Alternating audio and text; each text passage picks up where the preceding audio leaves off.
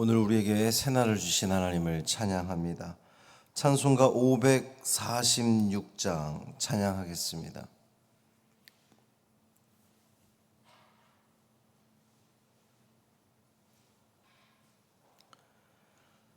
찬송 546장 주님 약속하신 말씀 위에서 찬양함으로 새벽기도회를 시작하겠습니다. 주님 약속하신 말씀 위에서 영원토록 주를 찬송하리라. 소리 높여 주께 영광 돌리며 약속 믿고 굳게 서리라. 굳게 서리 영원하신 말씀 위에 굳게 서리. 굳게 서리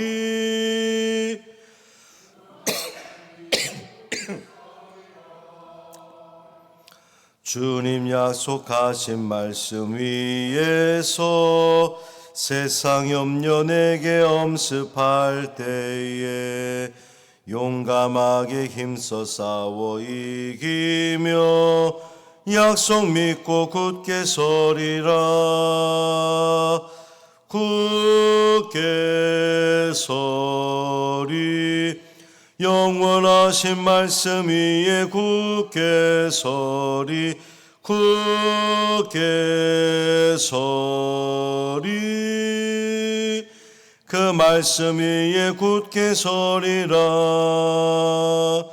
주님 약속하신 말씀 위에서 영원하신 주의 사랑 힘입고 성령으로 힘써 싸워 이기며 약속 믿고 굳게 서리라. 굳게 서리 영원하신 말씀 위에 굳게 서리. 굳게 서리 그 말씀 위에 굳게 서리라. 주님 약속하신 말씀 위에서 성령 인도하는 대로 행하며 주님 품에 항상 안식 얻으며 약속 믿고 굳게 서리라.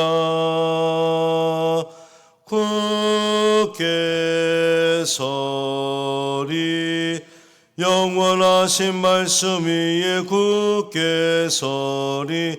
굳게 서리 그 말씀 위에 굳게 서리라. 아멘. 사도신경으로 우리의 신앙을 고백하겠습니다. 전능하사 천지를 만드신 하나님 아버지를 내가 믿사오며 그 외아들 우리 주 예수 그리스도를 믿사오니 이는 성령으로 잉태하사 동정녀 마리아에게 나시고 본디오 빌라도에게 고난을 받으사 십자가에 못 박혀 죽으시고 장사한 지 사흘 만에 죽은 자 가운데서 다시 살아나시며 하늘에 오르사 전능하신 하나님 우편에 앉아 계시다가 저리로서 산 자와 죽은 자를 심판하러 오시리라.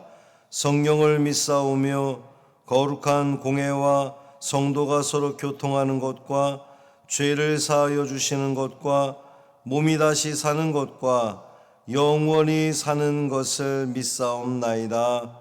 아멘. 에스겔 17장 11절부터 24절까지 말씀입니다.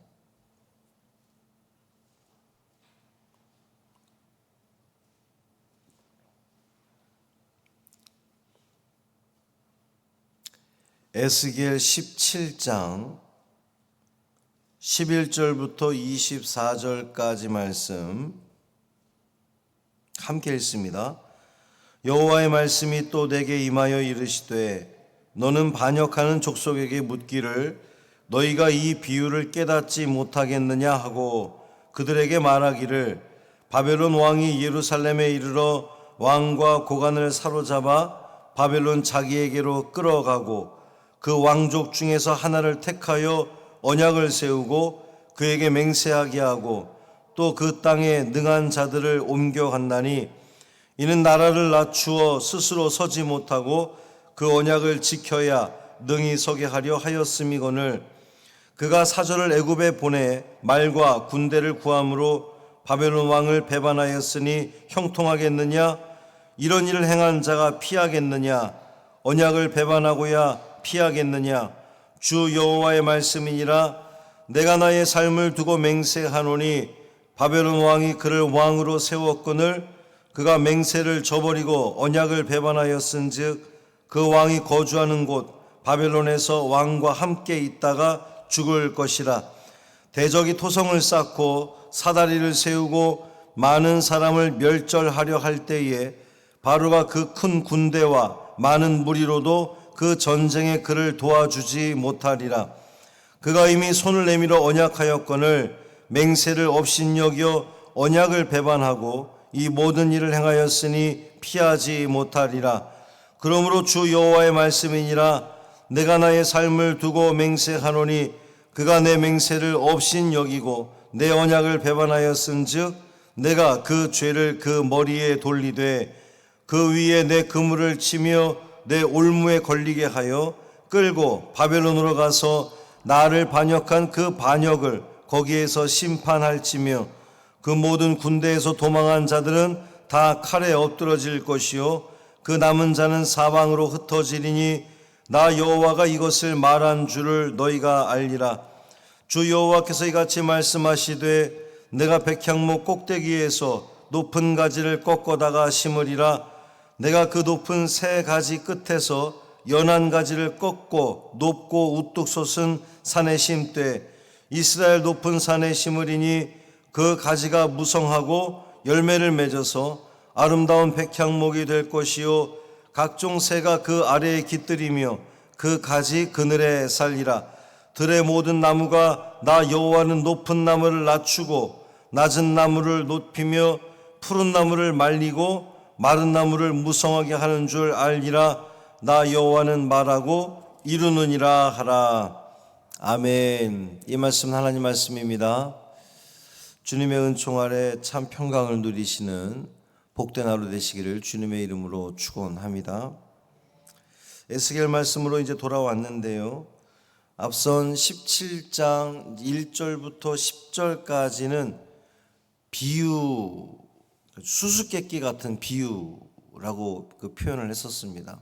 이제 그 독수리와 포도나무의 비유였는데 오늘 본문 그 21절까지 11절부터 21절까지가 그 비유를 해석한 내용입니다. 그 내용은 이와 같습니다. 바벨론 왕이 예루살렘을 침략해서 유다 왕을 이제 사로잡아 갑니다. 이후에 바벨론 왕은 다윗의 후손 가운데 한 사람을 택해서 왕으로 세웁니다. 이제 그와 언약을 맺고 왕으로 세우는데 이때가 주전 597년 유다의 여호야김, 이제 유다의 여호야김 왕이 바벨론 왕과 좋은 관계를 맺지 않으니까 바벨론 왕이 그것을 심판하기 위해서 예루살렘을 쳐들어옵니다. 그때 여호야김의 아들 여호야긴이 이제 항전하는 걸 포기하고 성문을 열어서 바벨론 군대가 들어오게끔 합니다. 그러니까 항복하는 거죠. 그 바벨론 왕은 느부갓네살이었는데 이 느부갓네살은 여호야긴 그 왕과 가족과 또 상당수의 그 지배 세력 그리고 수공업자 같은 그런 그 기술이 있는 사람들을 바벨론으로 사로잡아 갑니다.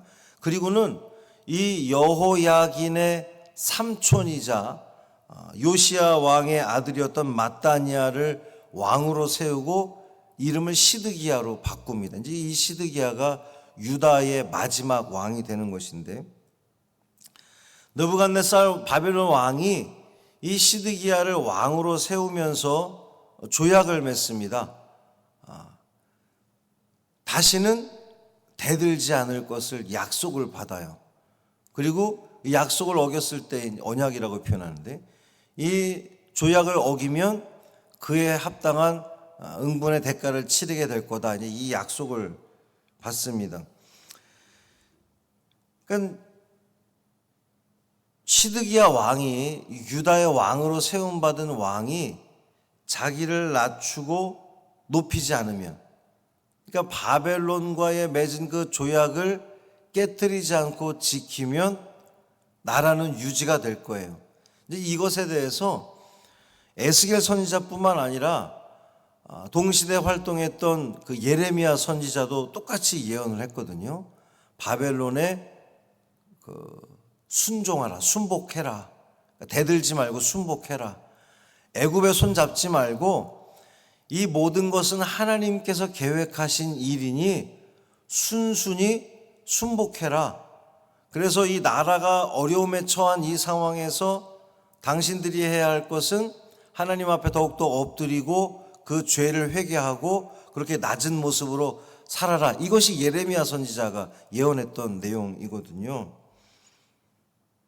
그런데 시드기야의 선택은 이 조약의 준수가 아니라 파기를 선택을 한 겁니다. 그는 바벨론 왕에게 반역하고 애굽으로 사절단을 보내서 좀 그 마병과 군대를 보내주시오.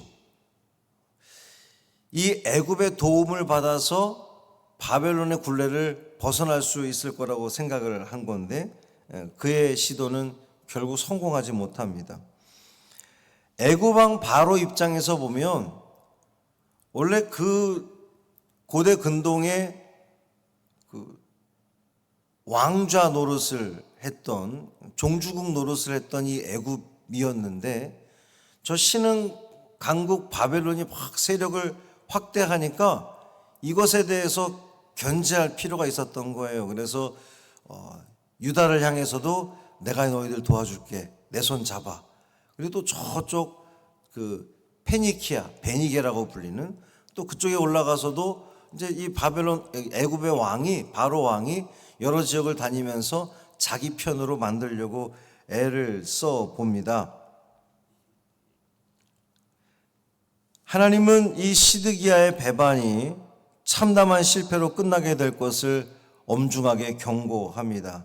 시드기야는 자기를 왕위에 앉힌 그 바벨론 왕이 있는 곳에서 죽임을 당할 거라는 거죠. 하나님은 나의 삶을 두고 맹세하노니 라고 말씀하심으로써 이 사건, 이 일이 유다 왕이 바벨론으로 포로로 끌려가 결국에는 끌려가서 거기서 죽임을 당할 거라는 것을 반드시 이루어질 걸 예고하셨습니다. 한편으로 이 말씀은 유다와 이 바벨론의 봉신 관계가 여호와 하나님의 뜻에 있었다는 것을 알게 해주는 그러한, 나 여호와가 말하노니 반드시 일이 이루어질 것이다. 이 시드기야의 정치적 배신은 바벨론 왕을 배신한 것 같지만 사실은 하나님의 뜻을 거스른 것과 마찬가지라는 거예요. 결국 시드기야가 바벨론으로 유배를 당하고 죽음까지 넘겨지는 그 이유는 바벨론 왕과 맺은 언약을 깨뜨린 거지만 사실은 하나님과의 약속을 깨뜨린 거나 마찬가지라는 거죠. 정작 바벨론이 쳐들어올 때에 그가 의지하고자 했던 애굽의 군대는 아무런 도움을 주지 못한다. 오늘 본문에서도 그렇게 표현되어 있습니다.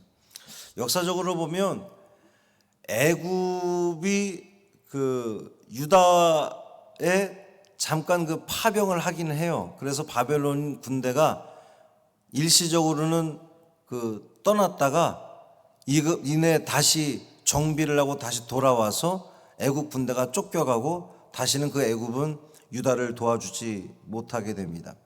19절 말씀 보면 주 여호와의 말씀이니라 내가 나의 삶을 두고 맹세하노니 그가 내 맹세를 업신여기고 내 언약을 배반하였은즉 내가 그 죄를 그 머리에 돌리되 그랬어요.